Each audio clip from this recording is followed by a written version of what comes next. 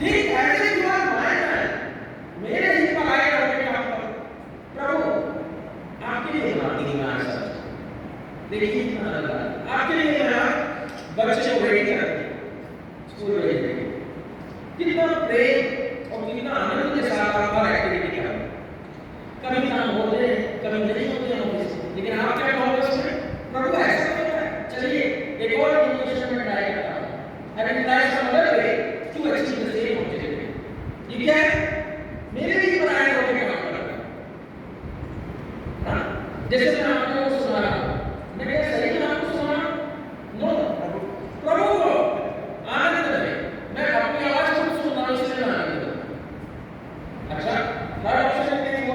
तो fourth option क्या है what is the fourth option कर्म फल का त्याग कर्म फल का त्याग का मतलब क्या है detach yourself from the foods is it practical yes it's practical how no not just practical you have to explain जैसे मैं आज गया हूं ऑफिस आज का डेट क्या है 1st दिसंबर 1st दिसंबर को क्या मुझे सैलरी मिलेगी नहीं कब मिलेगी सैलरी जब का कोई इच्छा 25 को मिलेगी 30 को मिलेगी मंथ में मेरी सैलरी देगी प्रभु विचार में तो ज्वाइन नहीं करेगा तो आपको सैलरी मंथ में मिलेगी लेकिन आपको इंटरेस्ट के साथ प्रभु को पढ़ाना है सुंदरता से काम दो रोज करना पड़ेगा और एक में मिलेगी अगर आप रोज सैलरी सोचोगे तो आपका एक्सपीरियंस कैसा होगा बहुत खराब होगा अरे आज एक और दिन पास करना पड़ेगा मुझे अरे आज फिर से मुझे ऑफिस में एक और दिन पास करना पड़ेगा अच्छा ऐसा करके कैलेंडर में क्रॉस करना शुरू कर देते ये क्या है डिटैचमेंट फ्रॉम द फूड्स नहीं है बच्चा आपका पढ़ा मार्क्स नहीं आया आपने उसको डाला ये क्या है आउटपुट ओरिएंटेशन फल करना है बेटा नो आपको ये बोल रहा है कि बेटा आपका इंटरेस्ट पढ़ने में कैसे है आपको समझ में कैसे है मार्क्स विल फॉलो यू लेकिन आप क्या बोल रहे हो अरे 4 घंटे तो पढ़ना है फिर वीडियो नहीं बनता है फिर पढ़ता है फिर वीडियो नहीं बनता है परफॉर्मेंस को कोई नहीं ध्यान देना ये क्या है आउटपुट ओरिएंटेशन अगर हमको खुद गीता समझना पड़ेगा खुद सीखना पड़ेगा तभी हमारे बच्चे भी गीता सीख सकते हैं we can not learn we can not teach without learning तो ये हमने अभी 4 डिवीजन किया अब इसके बाद प्रभु मास्टर स्ट्रोक श्लोक नंबर 5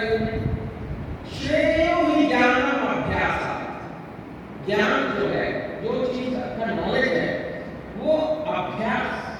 से श्रेष्ठ ठीक है ध्यान ज्ञानम विशिष्य ध्यान मतलब व्हाट इज ध्यान व्हाट इज मेडिटेशन هذا سبب ما هذا مش أقدر منه पहले तो आपको ये पता आप मन को मन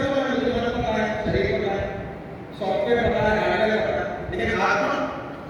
मतलब नहीं पता तो वो बोलिए तो मुझे समझ में आए व्हाट इज मेडिटेशन ये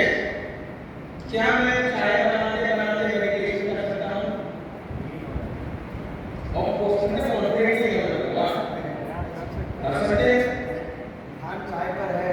चाय बना रहे हैं so there are English words like meditation कई बार इंग्लिश में लिखा है I am meditating but really he is not meditating he is thinking deeply English novels में इंग्लिश बुक्स में या मार्कस ओरेलियस जो हमारे पुराने राजा हुए ग्रीक में और वो पीरियड्स में वो मेडिटेशन शब्द यूज करते थे deep in this is not the meditation which Gita is talking about ध्यान ध्यान का अर्थ होता है विचार रहित अवस्था अगर आपका विचार जीरो है आप चाय बोलते हो कैसे देख सकते हो भाई नहीं देख सकते आप आंख से नहीं देख सकते मतलब ध्यान में ऑटोमेटिकली जैसे भगवान शिव की बंद हो जाती है आंखें खुली होती है वैसे आंख खुली पड़ेगी अगर आपका कान सुन रहा है म्यूजिक को तो आप मेडिटेशन नहीं कर रहे आप सुन रहे हो ये क्रिया है